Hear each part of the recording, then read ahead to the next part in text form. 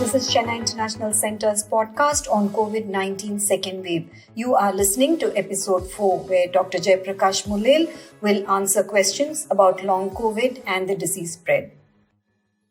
While we've received questions about long COVID, we also have some questions about the disease specifically for comorbid patients. We know that patients with comorbidities face higher risk. Now, could you explain this a little more in detail? There has been a question specifically about how infection of lungs will affect comorbid patients. COVID infection, coronavirus, actually causes disease of the lungs. It can produce neurological symptoms. And so people have reported all kinds of it triggers certain other problems in the autoimmune system. So these are all there. But whenever you look at information, there is good information and bad information. And when it is mixed up, you don't know which to choose. Now remember, the history of corona was filled with a lot of poor information. First of all, we were told that the virus does not induce any immunity or adaptive immunity. Okay. Then we said, hey, people are getting better. That immunity is only a short-living immunity. Now we know it's not short-living, it's long-living. Okay. And these kind of misinformations have confused people. And I'm worried about the probability of how very often medical profession manages cases, telling them, or even people who are asymptomatic have been given a long list of drugs by many practitioners saying that this will build your immunity, this will prevent complications. So those kind of practices, unfortunately, is very unhealthy. And in fact, it's malpractice. Now, when you go through a very severe lung pneumonia, doesn't matter whether COVID or any other viral infection, you do develop chronic lung problem after that. And it depends, and a good pulmonologist have to see you and help you through. Most cases who develop any kind of pneumonia, mild kind of pneumonia, completely get cured after COVID. Remember, when you do a CT, you have a big scale up to 25. And the milder ones clear completely, leaving no scar or any residue. There is a condition called long COVID. People have coined it, and it has to be evaluated and checked. Now remember, a condition is worth special attention if you can do something about it and you demonstrate through your effort things are getting better.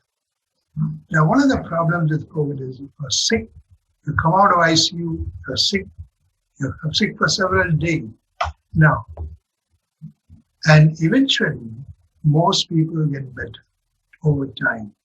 So all interventions are suspect till it is proven that it actually works.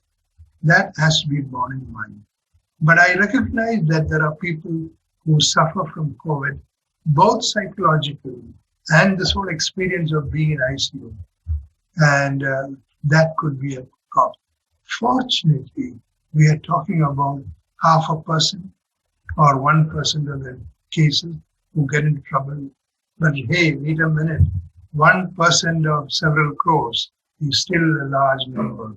So you need to take care of it. Okay? So this is a reality that many of these experiences in terms of admission and management in the ICU can have quite lasting impact on your health. Some patients seem to be experiencing symptoms even after recovery. What do we know about these symptoms? Why do they happen and how long do they last? I think many people who undergo this heroic, imagine that here is a 65-year-old lady who is admitted to a COVID ward all alone. Okay? And you have no relatives around, had to stay there for 1 week.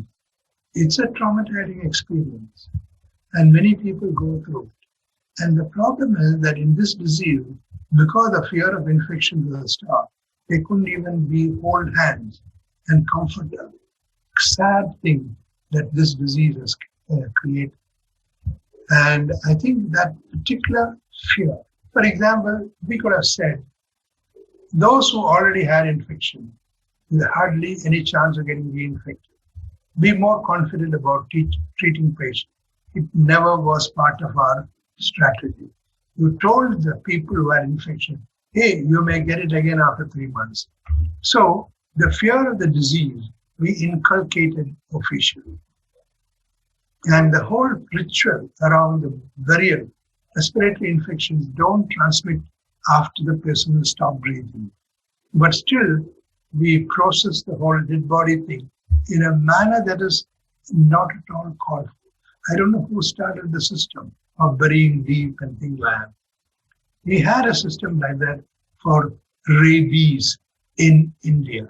During the British rule, under the Tamil Nadu Public Health Act, it was said that no rabies death, the body can be released to the family. Now remember, rabies never transmit from person to person. A rabid human being cannot transmit the disease. But they said no transferring the body because they didn't know at that time that rabies is such a disease. They are scared of it. Even now the rule still stays, but nobody respects it. But it is there under the government law. Rabies body cannot be given. Same thing happens in COVID. Why? Somebody has to stand up and say, forget it. That was before came at the time of containment. It is not going to infect anybody and body. This is practiced in the age of Ebola and things like that. Not for a respiratory infection where you have to breathe in the virus. So I'm saying all this because there's a lot of extra fitting that we have acquired in the disease. And when you ask me how to manage these things, I'm a little cautious of answering because some of them probably are interventions are unnecessary. That was Dr. Jayaprakash Mulel's response to our listeners' questions about the disease and long COVID. Do join us the next episode where he will share some practical advice on daily living and the way forward.